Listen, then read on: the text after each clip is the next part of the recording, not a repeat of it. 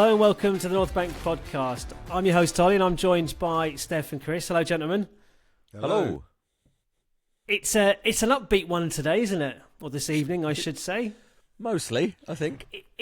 It's quite an unusual experience that I'm living through. First of all, where are the goals coming from? And we will look back on our kind of 7-1 thrashing of PSV. But casting our minds forward to Sunday, where we travel to Old Trafford, and I must admit, I cannot recall ever feeling so... No, don't say relaxed. It. No, he said it. He's done it, hasn't he? No, it's not. It's not that. No. I'm not saying we're definitely going to win. We're going to win. It's more that there's nothing on it. Like, it's that sense. It's like if we hadn't had the last 3 league games that we've had, and we were 5 points behind Liverpool with a game in hand, they'd maybe dropped a couple of points at City or something. I'd be in pieces now looking ahead to Sunday. I'd be pacing. I'd have a little scratch thing on the wall, like counting down the hours. And I wouldn't be able to watch the game. When the kickoff would come, and I'd be going for a run or something, because I just wouldn't cope emotionally with it. I'm too immature. But I don't feel any of that at all looking ahead to the United game, which is funny. I mean, it's a sad kind of reflection on how our league season's gone. But let's not focus on that. Let's look at the Champions League knockout stage. Now, I know the only reason you boys are here is because you want to hear all the statistics that I've picked up over the last 2 days. Yeah. So yes, please. In no particular order, and I'm going to have to read these because I can't recall them all. In no particular order, all 7 goals from open play. Oh, are you going to tell the statistic about when we got our first corner? No. Oh, we were 5-1 up in the 50th minute, and we got our first corner, which is, I heard that today. Set piece FC. Yeah, I know. Gone. It's morphed into Open Play FC. Who put the ball in PSV's net? Half the bloody team did. So, Lewis Skelly and Waneri, first pair of English teenagers to combine for a Champions League goal. Whatever. I've got ever down. Wow. It might be knockout stage goal, but still. Ever. Well, you think of the young teenage players in English teams in the Champions League. So you'd have to have two. You'd have to have two though. And you'd have to have 2. So yeah, I mean, Owen was maybe was how young was Gerrard? Was Gerrard even on the scene when Owen came through? I'm not sure he was. Wayne Rooney. Who was the other teenager in the United team? There might have been 1 or 2, but I mean, but then they've got to combine Scots for a goal. They've got to combine for a goal, and they've got to combine. Yeah, wow. We scored 7 goals from 15 shots, 8 shots on target. 7 goals from 8 shots on target. And when you look at the Calafiori goal, that was like, if you're number 9, £100 million new signing, number 9 has scored that goal with his weaker foot.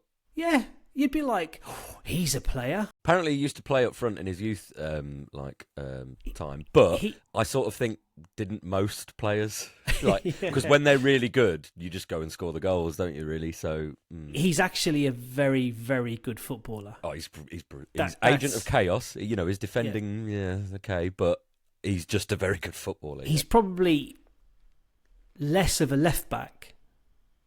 Yeah. It's anyway. So that's that one. We've won 5. Now I like this statistic. We've won 5 consecutive Champions League games for the first time since. Oh, you're going to say ever? 6. Oh God! Wait, and look, this isn't part of the stat, but following that through, what happened in 2006? Well, we made it to the Champions League. We got to the final. Did we knock out Real Real Madrid on the way? We did knock out Real Madrid on the way. And who did we meet in the final? Barcelona. Barca. Who could we meet in the final this time? Barcelona. Revenge. And Barcelona managed to sneak a 1-0 win, having Madam Man sent off. So Revenge. I'm just saying. Oh, God. Now, so actually, back to that statistic. I didn't read all of it. Sorry. 7 goals from 15 shots, right? Our previous 55 shots, 2 goals. Just to highlight how much of an absolute head scratcher this game was. This season has been like this. We've swung from one great moment to a dodgy moment. Like we beat Man City 5-1 this season. But even we've now beaten PSV 7-1, record score in a knockout tie in the Champions League ever, and yet they're again like losing 1-0 at home to West Ham. Deservedly, it's just totally deservedly. We, the chances we did create were just ridiculous. We all predicted, well, you two, sorry, actually, I predicted a win. So, well done me. You two predicted a 1-0 defeat. I did say we'd win 1-0 and it would be an own goal. Hey, I got the 1 right for PSV, so... Technically, we are more correct, Steph. We're more correct. Okay, not vaguely or technically or impractically or illogically. In no measurement are you two more correct because you got the PSV 1 bit right. Yeah. Hey. We are the first team in Champions League history to have 6 different goal scorers in an away knockout game. Just bizarre. Nwaneri became the second youngest to play in the Champions League knockout stages. Who are the other 2? Do you know for an them? English club. Must be an English club. Do you know them? I do, yeah. Oh. Walcott.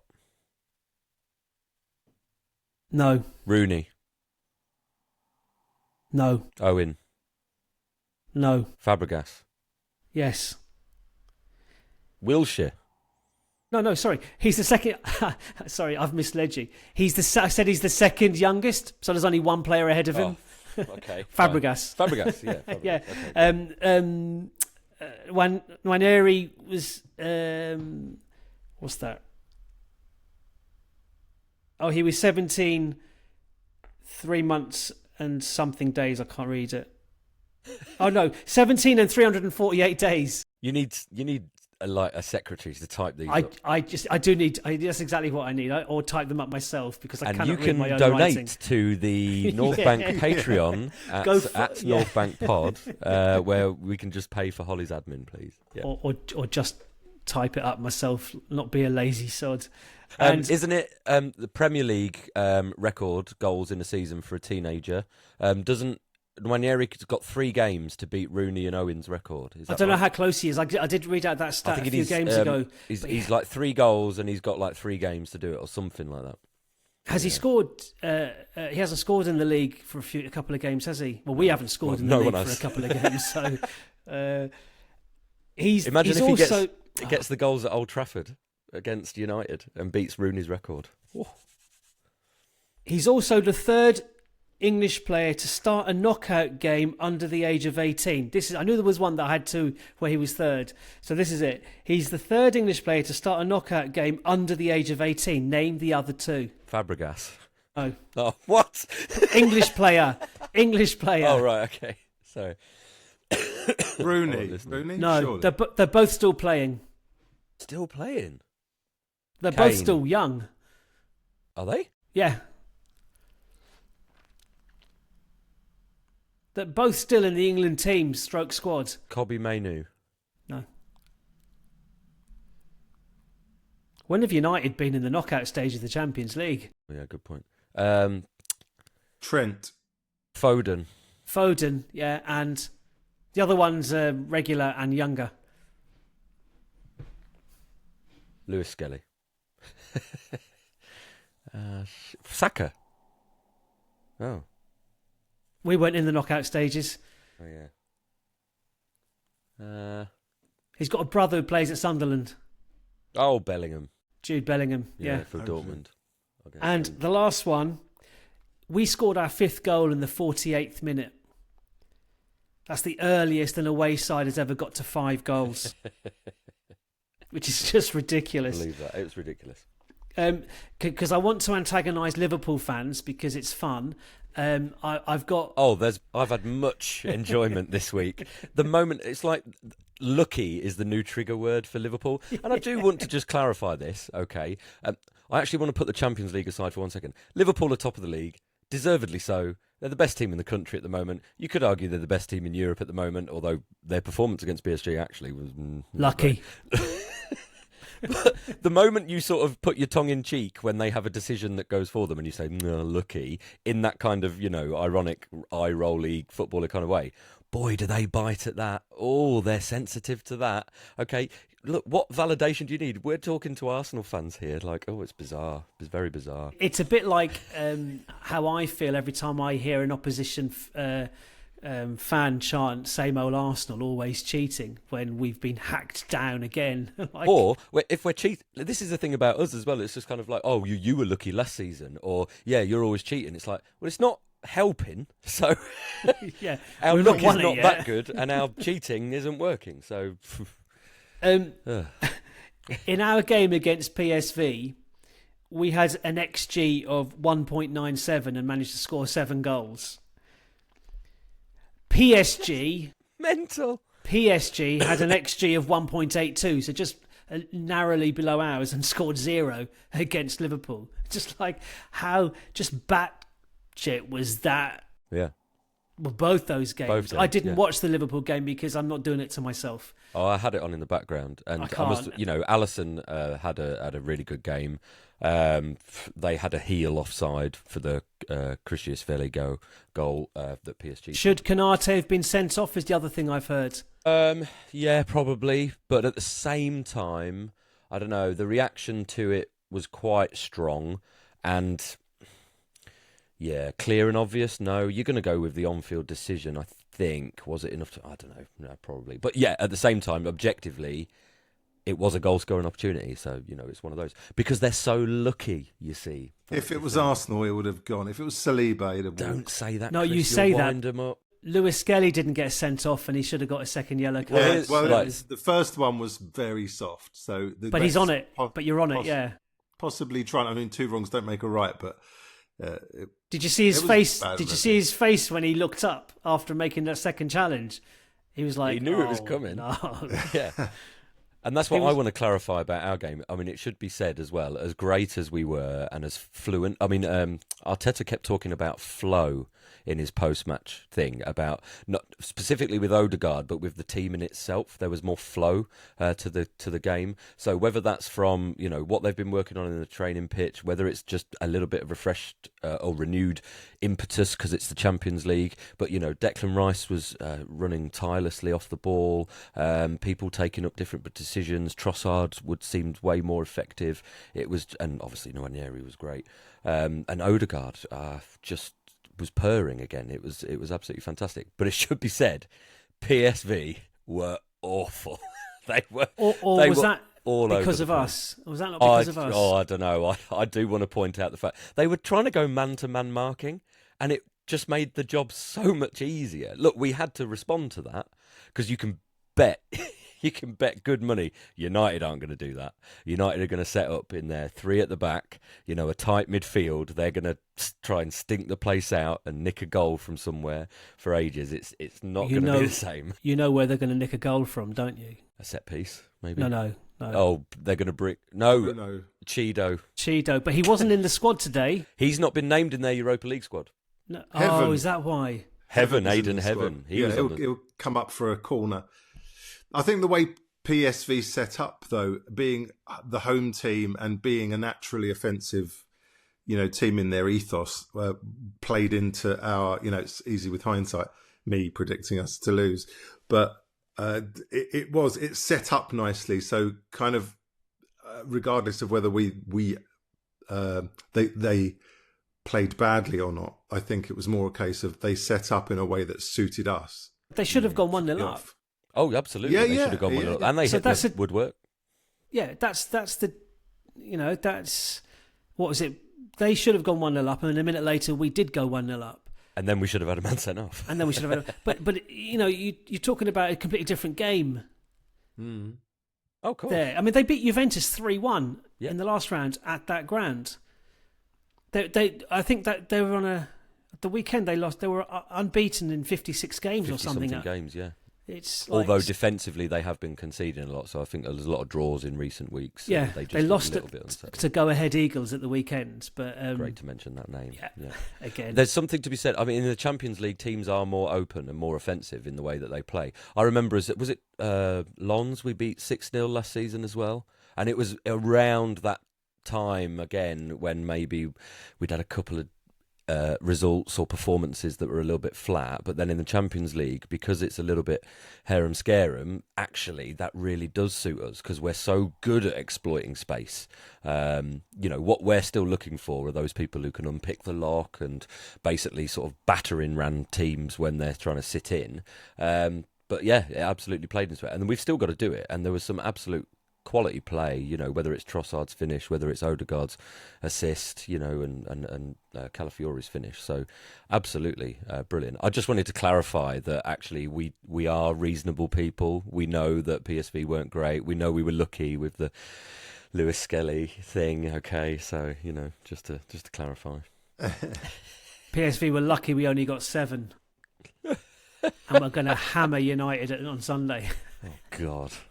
I have made a prediction, and you can rest easy, Steph. It's not an annihilation, although we do owe them for a couple. Well, I mean, we're probably going to get on to United, but even though recent results have been good, they always seem like tight, edgy games. It's a funny fixture. For me, it's psychological.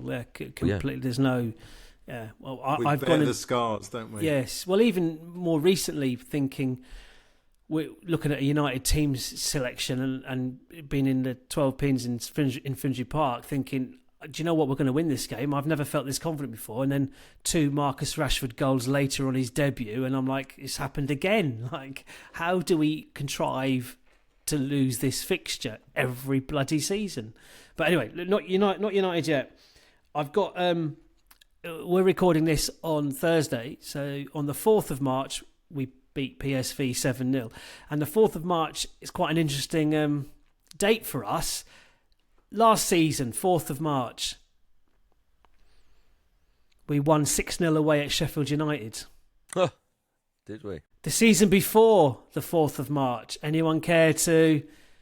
Season before? Oh, was that Reece Nelson Day? Bournemouth, Reece Nelson Day, yeah. Okay. And then further back to 2008... we became the first English team to win in the San Siro, 2-0 win at AC Milan. Oh, I listened to that on the radio because I was filming a documentary and we were in the middle of bloody nowhere. Oh, what a goal. What a game even. I think I must have watched it, but yeah. So 4th of March, it seems to be a reasonably successful date for us. Beware the Ides of March. Oh, there you go. Look at that. Right, Chris, the team that started, did you pick that team? I can't remember our team formations, but what do you think of the team setup? We all went with Sterling instead of Marino.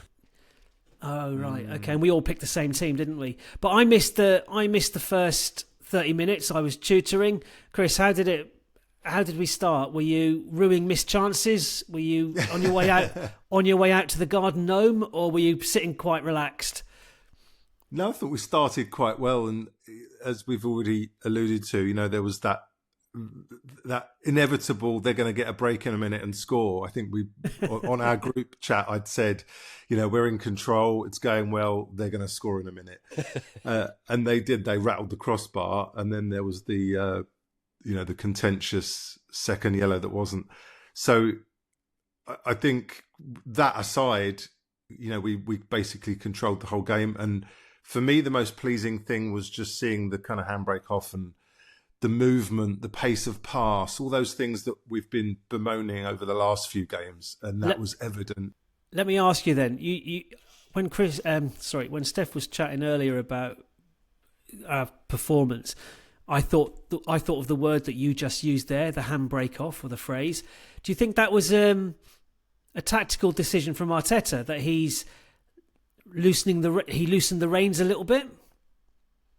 Well, Declan Rice alluded to it as well, that they'd had a conversation about each each of the players having more responsibility in an attacking sense, and I suppose by default that means breaking when you want to, when you feel like there's an opportunity, not just playing safe and trusting your players. Yeah, I guess so. Trusting your teammates and saying, right, I'm bombing on here. You'll fill in for me. Whatever it is that you do on a training ground to figure out routines so that it means when you do break that you're not leaving a huge hole. I just felt that there was a lot of that with the movement, a lot of cohesion and togetherness, and that it just worked. It just clicked. So from a directive from Arteta then. Which raises another question. Why didn't he do that against West Ham and Forest? Thank you. Yeah. And why doesn't he do it more often when we're up against lesser, in inverted commas, opposition? I think that has to be taken in light of the context of West Ham set up their game plan, if we're talking about the recent games, very differently to the way PSV did. So a couple of moments I noticed. One, they actually analysed on TNT or whatever it was on, where if Merino had moved slightly wide, maybe to pick up a long ball or press the defender in whatever position, Rice would drift into the number 9 position and drift centrally. It's why he ended up in that position. When the ball kind of ricocheted and went back to, was it Odegaard? But Rice is in front of him, pointing at the goal, saying, put it in there, which was quite good. But it was that interplay. It was like, okay, that player's gone over there, but it's created a space here. I'm going to go into it. That you can't necessarily do when the team is a little bit lower in their block and a bit tighter together in the terms of the spaces, because there isn't that space to necessarily run into. I noticed another one where it was Timber doing it. So it was a moment where perhaps must have been Merino. Merino then sort of runs short as if to pick a ball up from midfield, but the defender from PSV goes with him, again leaving that space. So the fullback, Timber, can see the game in front of him, then runs to kind of occupy that space that the defender's left, or at least give him that decision. And again, it was that kind of interplay that kind of worked. But with a West Ham team, the way they seem to set up, if Merino went short, the defender's letting him go, and the defender's kind of holding his position, and it's that kind of like just that defensive setup where it's like he's moving into that space that's further away from our goal, let him sort of take it. It's going to take a slightly different approach. The classic thing where you might play a quick 1-2, get the player in the byline so they can pull the ball back.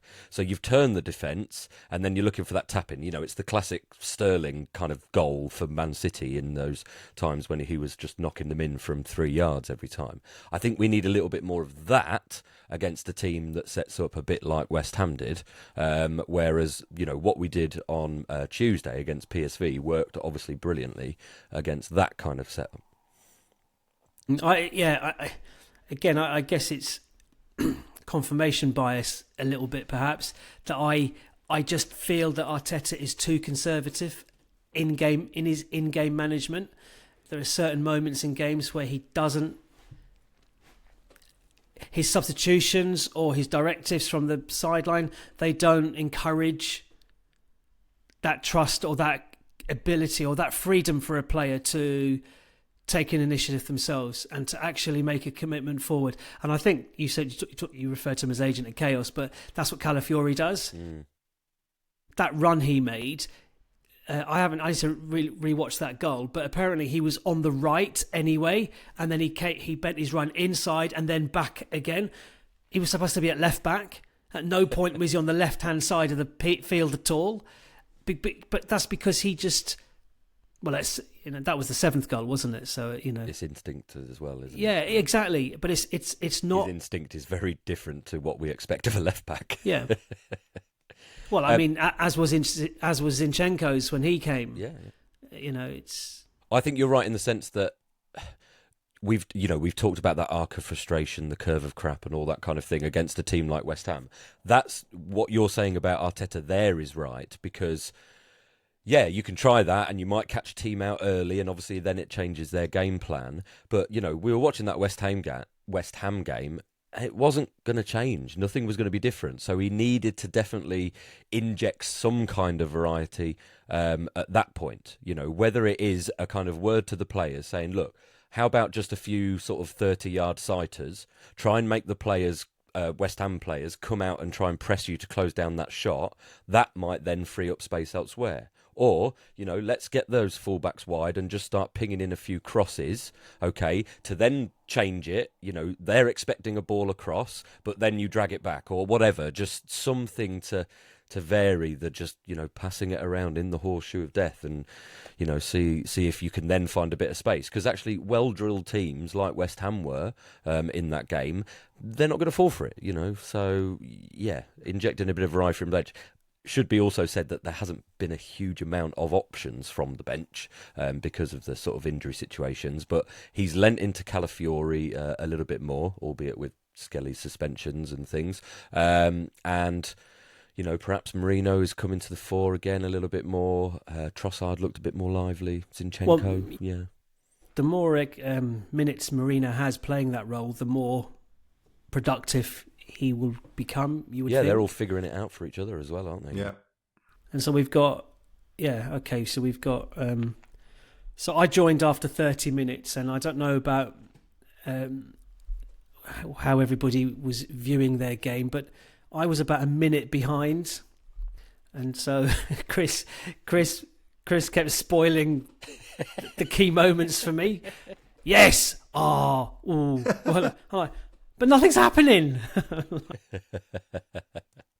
So we went in. I started watching at 3-0 down. So I did apologise to the group for the inevitable capitulation that we would, and then we proceeded to concede a penalty. I don't think there was any argument about the penalty. He was being tugged a little bit first, but you can't put your forearm into someone's face in the penalty box. It was a penalty. And he's slow to react. I mean, of all the, you can pretty much praise everyone in the game, but actually Partey was one of the weaker links, I would say, perhaps, in the game, which was a bit of a shame. I've got another weaker link. Oh, yeah? Sterling, when he came on. Well, yeah. I was thinking this might be the one. This might be the one. This might be the game where he finds a bit of form. But every time he tried to take a man on, he lost the ball. It was like... Mm-hmm.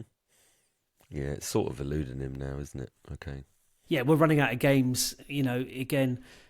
we got 3 games and then the international break and then one of then Martinelli and Saka are back. So and basically Sterling won't be anywhere near. Yeah, he's further down the pecking order. So again at half time, Chris, how are you feeling at half time? 3-1, we just conceded. Half time is at a decent. So the instruction would have been, score the next goal or keep it tight. You don't need to score. What would the well? For personally, I was in that state of like, oh God, why do we have to do this and give them a lifeline? We are always the gift that keeps giving, and now they're buoyed and they're going to come back. I think it was it? I think I said to you guys there was echoes of Sporting Lisbon when we gave them a little lifeline as well. And it's just that same kind of, the timing of it and the crowd are up. And so it was just, yes, I was in that slightly kind of, okay, we're in a good position here. Come on, be confident. But there's that nagging thing in the back of your mind. So it was great when we came out and put it to bed early in the second half. I mean, it's pretty impressive. 2 goals in 60 seconds, 48 minutes, 5-1 up. I couldn't believe it. Yeah. No, I couldn't believe it either. Trossard's Did you see? Heel. Oh. Yeah, no, but the 1-2 between Trossard and Calafiori was ridiculous. Amazing. And the finish, you have to give it to Trossard for the finish. Yeah, absolutely. Beautiful. And do you know why I'll give it to him? Because his celebration was enthusiastic, and he did that. He did the goggles, and him and Odegaard did the weird statue thing. I don't know what that's about. And the miserable git was smiling. He was smiling, yeah. So he looked into the camera and said, "Sorry, Holly." Good things happen to happy people. I mean, maybe they don't try those audacious moves, and maybe Calafiori isn't roaming around on the right if we're not 5-0 up, 5-1 up. There's that game state thing as well that plays into a virtuous circle of how freer we became as the game went on. So you've got to look at that as well. Well, I hope we carry great. that. It bodes well. Yes, exactly. We carry that into United, hopefully. Shall we talk? I mean, is there anything else to say about the PSV game? I know there are thousands of tickets available for the second leg on Wednesday. So which it's an isn't coming out of our. We're done with our tickets now, aren't we? I've requested these. Yeah, I signed up for the cup scheme, so I've got them. But there's I know people will have them. Yeah, mine are going. So, but it'd be interesting to see what kind of team he puts out. Can PSV forfeit it in some way? Because it's like it's the most deadest of rubbers going. Like it's. I mean, can you see a scenario where PSV score in the first 6 or 7 minutes and you're sitting there a little bit nervously? Yes. But that says more about me. Yeah. And they score their second on 20 minutes. You're like, hang on. Because what it'll be, I'm already doing that thing. I'm looking at Madrid in the next round, because obviously we know it's either Atletico or Real. And I'm probably going to book it this weekend. Flights and accommodation and all that. And I know I'll be watching. There'll be beads of sweat.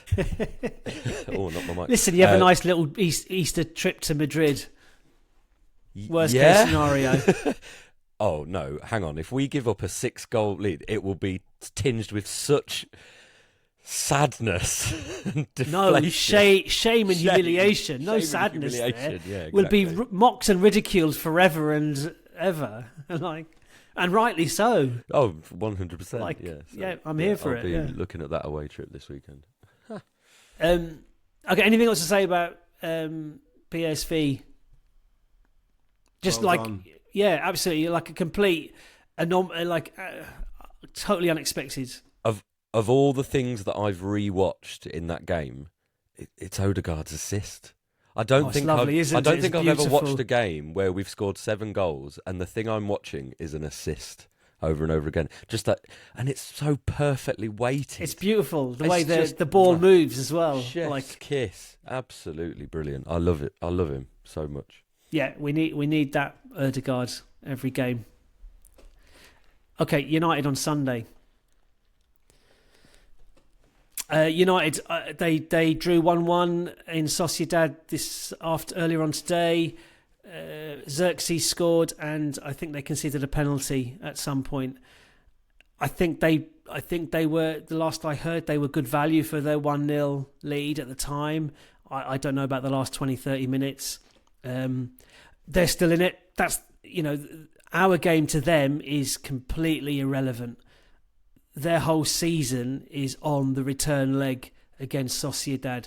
So I would anticipate a weaker lineup. I don't know if you can have a weaker lineup at United at the moment, but anyway.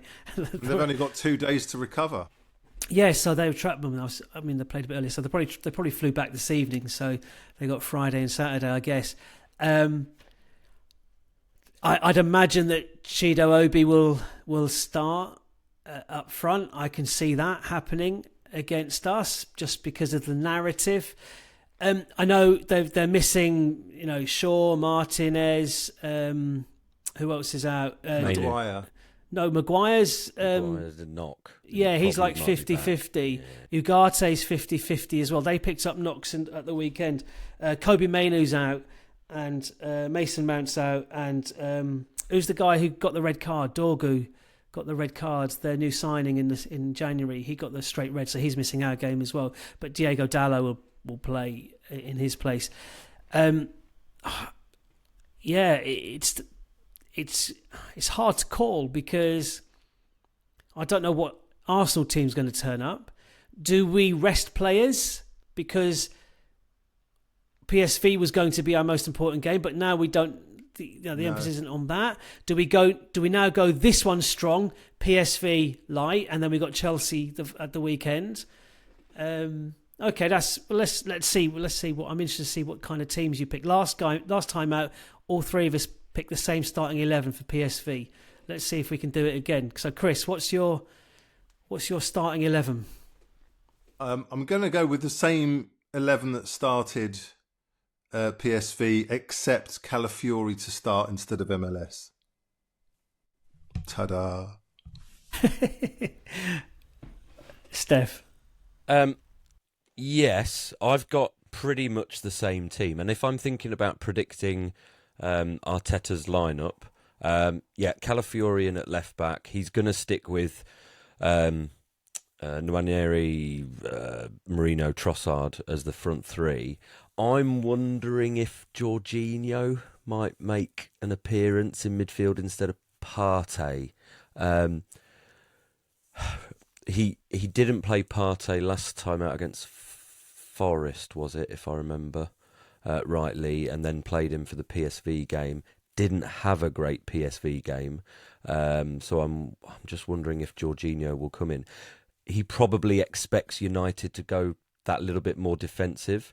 So when we played Forest, who we know do that sit in and hit you on the transition really quickly, Jorginho was there to be at the base of the horseshoe of death, in knitting passes together, and we were just putting the fullbacks and the centre backs on their transition players, and it kind of worked. So I'm wondering if Jorginho. So I've gone Odegaard, Jorginho, Rice. Yeah, I've gone Jorginho as well instead of Partey. I've also put. I said Calafiori will start. I think no harm having Lewis Skelly with a couple of games out of the starting 11 just to kind of recalibrate his. I mean, that's nearly 3 red cards in like 5 games or something. Was it just the one game suspension? Was yeah. It? Forest. Yeah, okay, yeah. fine. Yeah. Sorry. Yeah. Yeah. And then the other one was rescinded. Of course, yeah. But then he should have been sent off against PSV. So I think no harm, and that might be an issue of like not tired legs as such, but tired mind. He's 18. Yes, exactly, and this is like nothing he's ever encountered before. So So I'd start Calafiori there. I've actually got Ben White starting at right back as well. I wondered about Ben White, but he got PSV. He got 20 minutes. Yes, possibly, but I think he'll play for 60 minutes, and Timber will come on for the last half hour. But he likes doing that. Yes, I think Timber's been quite good the last couple of games. So give him a rest. Or keep him in that form. PSV's the rest game, and then back in for Chelsea. Maybe, I think. Yeah. Swap it. I'd say Timber starts and Ben White comes on with 20. I was just going to say bring minutes. Timber off earlier if you can with this one. So that might be a way to go. Yeah. And up front, I'm giving Nwaneri a rest, and I don't care if he's rested for the PSV game as well. I'm playing Sterling again. It's not because I want Sterling in the team.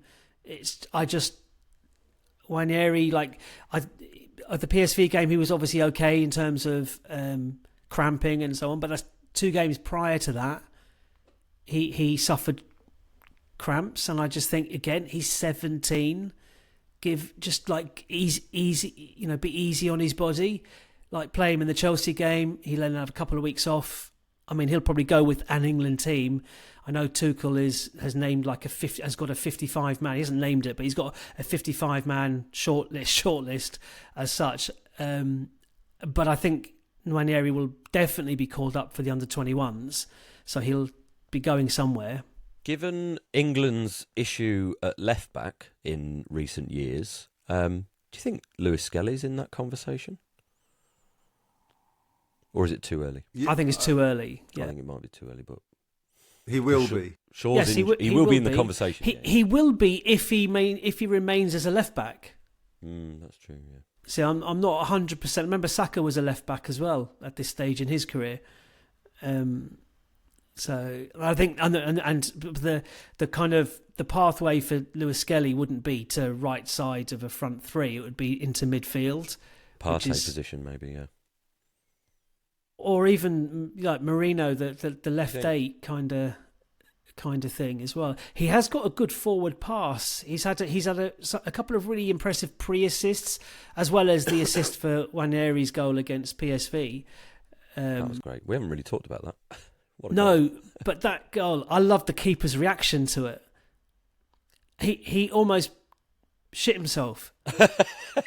And the ball was past him. He's like, thank God that didn't hit me. That kind of expression on the face. Because he hit it. It was quite close in, and he hit it with such venom. Yeah. It was like, woof.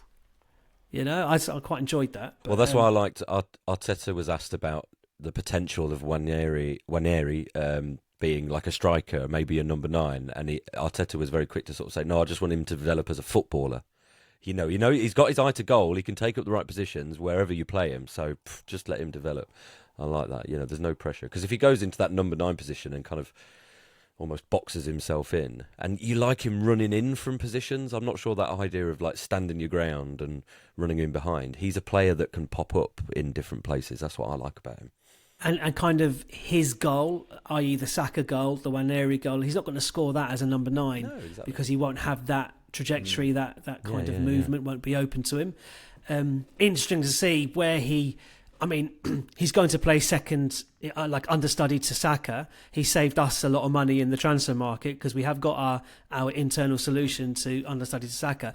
And I'd say he'll be understudy to Saka for a season, but he will be getting minutes elsewhere. He's that good. He will have to play.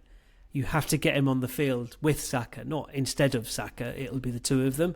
It just depends on where that is. He could play alongside Erdegaard. He could play from the left. I don't know, but he's such a good player. Can I just say something on Lewis Skelly and Nwaneri? It's something that I noticed. I just had this thought. Their kind of prominence, or as the seasons progress, their growing prominence and importance to our team. They're proper first team players, and Nwaneri in particular, his contributions are very real and evident. He's, as you said, Steve, he's our third top goal scorer this season. Obviously, the benefit is for us as a team right now, but there's also another knock-on consequence of their kind of their prominence. There's another word I'm trying to think of. I can't think of it. Is look at the inspiration they will be to other youth team players. Now, not just other youth team players at Arsenal, like Max Dowman. There's a centre-back called Marley. I don't know his surname. I watched him in the yeah. So I did a little search on him. He's very silky, very cool. Well, Saliba Mark II is what they're kind of. And I looked at him, and some of his play was just ridiculous. And again, he's 15. He's playing 2 years above in that FA Youth Cup, so he was really good. But it's not just those players; it's players at other clubs. We're looking at how well these two kids are doing at our team, and just on that, there are two Man United youth team players. There's Harry Amas, who you may have heard of. He's 17-year-old left back. He was on the bench tonight in their game, I noticed. And then there's a kid, a 14-year-old, who's banging them in their underage team. He's just been promoted to the under-18s, called JJ Gabriel. And I'd never heard of him until this week when a well-known Arsenal account retweeted or posted the message that Arsenal are in the conversation to sign him. So just like United have not stolen, but United have taken Chido Obi and Aiden Heaven from us, every club's kids come to this kind of critical, like we nearly lost Nwaneri. Chelsea offered a ton load more money than we were for Nwaneri, but he chose us because that was where he felt happiest, I guess, because he's got a brain. But kids like JJ Gabriel and Harry Amas, the two shining lights in the United Academy, they will be looking at Arsenal and thinking, well, look, there's Saka, there was Emil and Nelson before, Eddie before, but Saka's there. Nwaneri, next season, you name our strongest 11 and it will have 3 Hale End Academy kids in it, possibly. So it's kind of it's great marketing, isn't it? It's a great kind of here, look at us, come to us, because I know last year that there was that a decision taken in the boardroom to push the academy, to go out and source the best academy kids from around the country and wider, further afield as well, and get them in earlier. Maybe like Chido Obi from Denmark. I know he was only at the club for 2 years and on he's gone. So I just think there was a nice little added bonus to their influence or growing influence in the Arsenal first team. Come to us, you will get opportunities. If you're good enough and if you back yourself, why not? You'll get the opportunity. But anyway, I just thought I'd add that in. We haven't done scores Chris. 2-0 Arsenal. Oh, it's so hard to predict because you've got the terrible defeat against West Ham. You've got the actually quite probably decent result against City, but another scoreless sort of game. And then you've got this Forest. Sorry, who did I say? City. Oh, God, that's telling, isn't it? Okay, I probably should see a therapist. And then you've got this. We can chat afterwards. Okay, we've got this mental game, 7-1 against PSV, albeit not a great PSV, but a game we could have been behind it. So then we're going to Old Trafford, home of you said about therapists, littered with trauma from my childhood and formative years. I'm sitting on the fence. Draw. They're 14th and they're rubbish. Yeah, but it's United. And they won't focus on our game at all. Well, no, they had a 1-1 draw with Sociedad earlier, which I had half an eye on, and they were actually sort of doing okay. Sociedad were huffing and puffing, and then Sociedad got a penalty, and it was one of those penalties, the one we got against conceded against Inter, where it's handball in Europe, but probably not in the Prem. It was kind of one of them.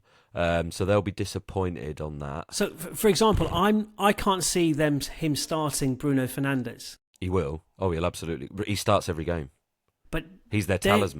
Their whole season Doesn't is matter. on Sociedad. Bruno next is week. one of those players. You know how Arteta gets criticism because he says the best players play every game. Bruno is one of those players. He plays every game for United. Arguably their best player. He is at the minute. Not even arguably. He is their best player. He's their talisman. Which is why I'm thinking that he won't play. But he will. He was very deep in the game at Highbury, Emirates. It's getting late. I'm regressing. You're regressing before us. We all this is therapy. And breathe and relax. Yeah. Feel yourself lifting. What was just out of interest, are you going 0-0 or 1-1? I'm going 1-1 because 4-4. I think 7-7. 7-7. I am going 1-1 because I don't think their defence is good enough to keep even our, spluttering attack out. But at the same time, if we are going to kind of open up and score, we've had vulnerabilities. Just 1-1. I'm going 1-1. I'm scared.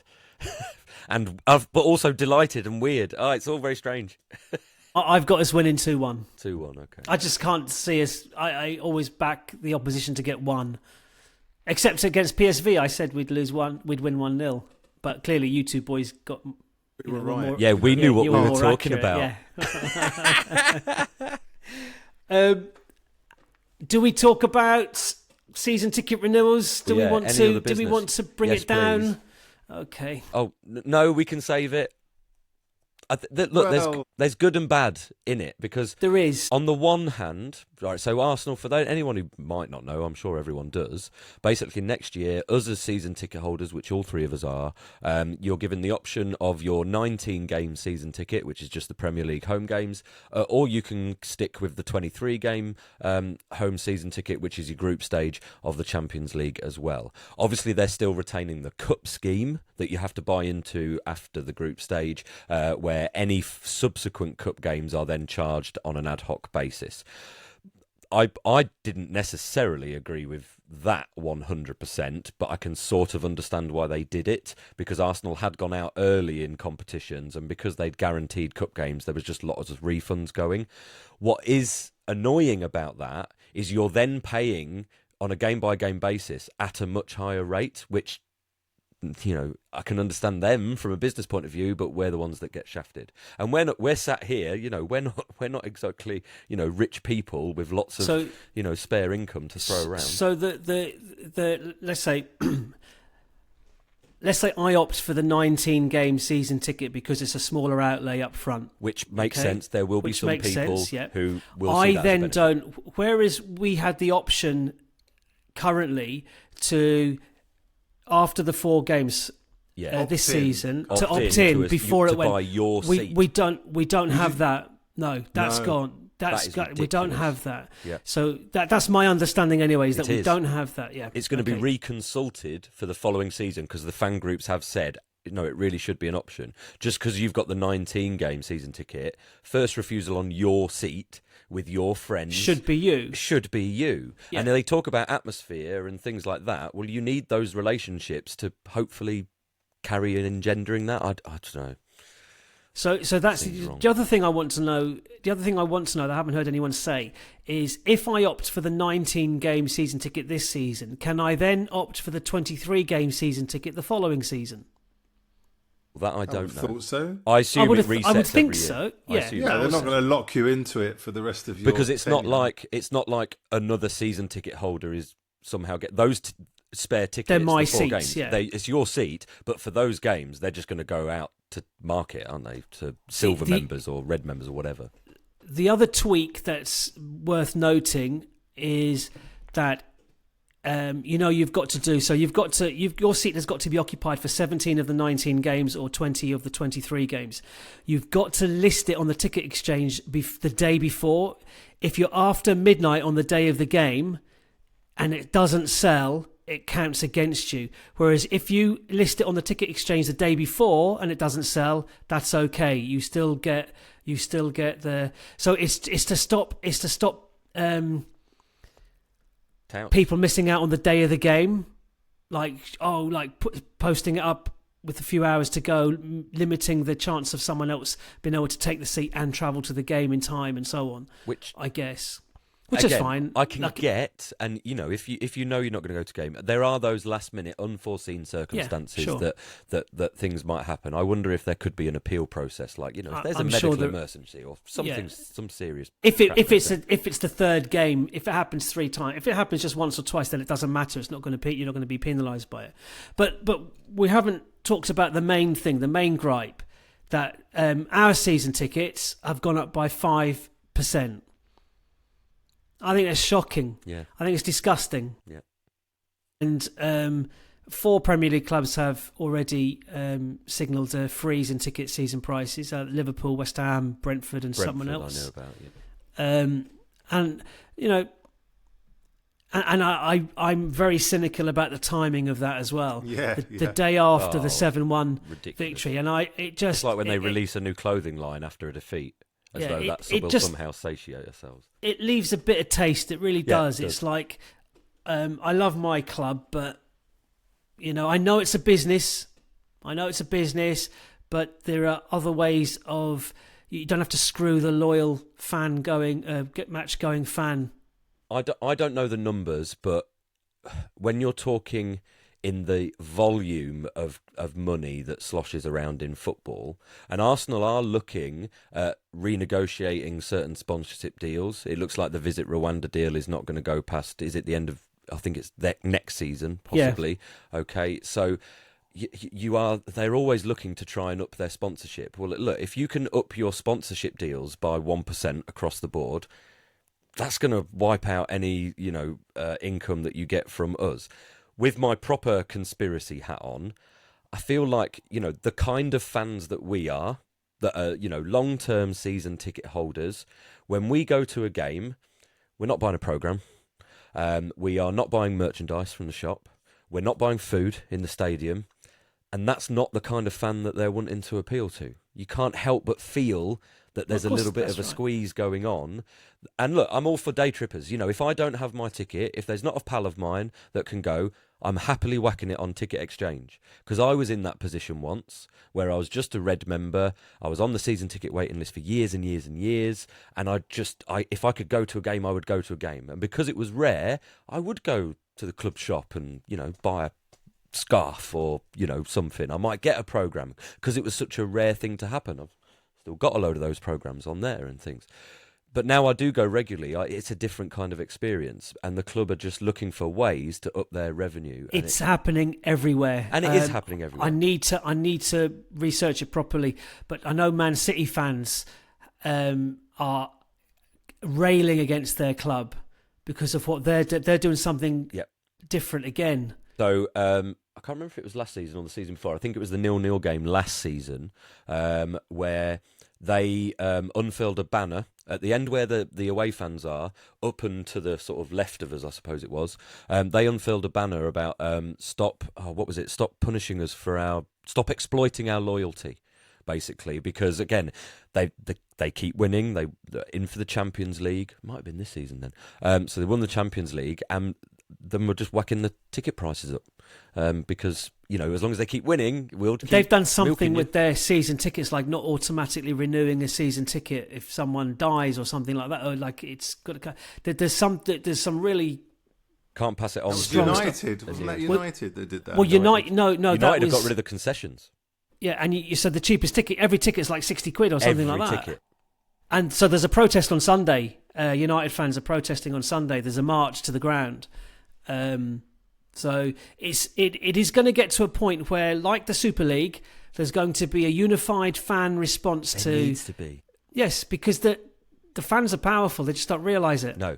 Well, and we've a lot of stuff is flying about between Arsenal and Liverpool fans, but I had absolute respect for them when they'd extended that stand that goes right up now, which is funny when you go to Anfield because the Kop now is quite a little stand compared to the other ones. But they protested because, again, their sort of minimum ticket was going to be something like £66. And I remember they did a walkout. And on the telly, I can't remember what game it was, but thousands of people left on 66 minutes. And it's all about how it looks on TV. We knew Wenger was done when the seats were empty. Because it on your brand, and I hate using that term, but it's true, isn't it? But it doesn't look good. It's optics. And so the fans need to be definitely more aware of that. We should have a thing where next Arsenal game at home, no one takes their seat until 5 minutes in. Look, it's Chelsea. Big game. It's going to be on Sky. No one take their seat till 5 minutes because 5% pay rise cost. If only. Yeah, exactly. We say that as teachers, and all right, we've had sort of pay rises, but let's look at the last 10 years and how inflation has changed. In real terms, God dear. So it's just. Yeah, there needs to be much more of a unifying response to this because fans everywhere are being exploited for this. It's getting there. It's growing. You can see it. It's just taking quite a long time, but you can see how effective and impactful fans are when that Super League clubs. It was a matter of days before clubs just completely pivoted and withdrew their. Days. It wasn't weeks. It wasn't months. Apart from Real Madrid and Barcelona, who I think aren't Real Madrid still part of the Super League? Have we not? Kind of got the Super League it is certainly a Super League, like 36 bloody teams. Is there anything else in any other news? In other news, have we got any in other news? No, not this week. I think it's been a funny week. 7-1. Oh, it was I was delirious by the end. I couldn't sleep after. It was weird. It's just like, did that happen? Yeah, it was us. We did score 7. I do want to sort of point out, I know a couple of people who went. We obviously know Tabs from the Grove podcast went as well. The fans are in great voice. There were some brilliant videos, which did also, we've just talked about fans, okay? So those European fans, they've spent a lot of money. I'm looking at the prices for Madrid in the next round now, because I feel just about safe to do that. And at PSV, they're literally in a plastic pen, and the plastic that's in view of the pitch is smeared, is cracked. So you're paying God knows what to not really see a game. It's ridiculous. Obviously, you kind of go for the atmosphere, but that's not the point. The way they're treated. I remember when I went to Villarreal game, we were up in a kind of makeshift kind of glass box or perspex box on top. We weren't even I had to come home and see, Adebayor scored a fantastic goal. But I was so everyone told me. I was at the bloody game. It was so far away. Look at it different. Maybe I'll take your word for it. I had to come home and see it on the telly in the replay before I realised, what he'd actually done on the pitch in front of me. But the fans were in great voice, and I have to say, like the PSV fans were in great voice until they weren't. And there was that brilliant shot that's been doing the rounds on social media of the guy, because it was Carnival week in Eindhoven. So there's a guy who's gone to the game dressed as a cowboy in a horse. So he's got his dungarees on that has a horse there, and he's just sat in the crowd. 661. And I just thought, what does he regret more? Going to the game wearing that, or just not staying in the pub and just carrying on drinking? Bless him. Oh dear. Right. Let's do it. Good. Okay. Steph, you're going to Old Trafford, aren't you? I am. Back in the away end. Bring it on. Good stuff. Last time was great. Take your umbrella. Take my umbrella. We won. The rain was pouring. It was sunny. We were in sort of like T-shirts going, oh, it's really warm today. And then like the storm clouds rolled in. It was like some kind of pathetic fallacy in a Shakespeare play. It was amazing. But then obviously the leaks started just pouring down with water. And we stayed in because it was raining. Everyone was like, well, no one's going out in that. We must have been there 15, 20 minutes, just non-stop over and over again singing. So that was absolutely class. Absolutely class. Brilliant. Well, more of the same on Sunday. Fingers crossed. Fingers crossed. We need a bit of luck. Chris, we might do a reacto pod after the game if we can muster the enthusiasm for it, depending on how it goes. How it goes. So we're slightly more optimistic in our results. Even Steph's gone more optimistic, i.e., still a draw, but it's not a defeat. We're scoring a goal. We're scoring a goal to add to the 7 we got in the last game. 8 in our last 4. Sounds good. Can we spread the goals around a bit more? Instead of the 7 against PSV, could we have had 1 or 2 in the previous game? I must admit, I did think that we're not scoring another goal this season. We've used up our quota now. Those 7 against PSV is like crap. It will be different. It will, because United will just set up differently. So let's temper it a bit. If we're not 4-0 up at half time, I'm going home. I'm leaving. Right, okay, brilliant. Listen, let's enjoy the next couple of days until we have to start really thinking about Old Trafford again. And but you never know. I'm more confident and more optimistic and more relaxed about it just because of the context. Unfortunately, it's, as Chris, you said, West Ham game was a relief now, and this is the upshot of that, really. But anyway, so look, thanks for the chat, guys. Try and get some sleep tonight, Steph. Have a great couple of days. Good luck on Sunday. Come on, the boys. See you next time. Cheerio. See ya. Bye-bye.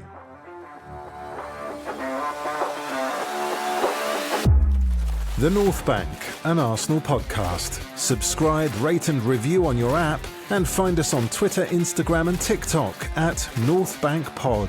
Email hello@thenorthbankafc.com and check out our website, thenorthbankafc.com. Produced by The Podcast Company.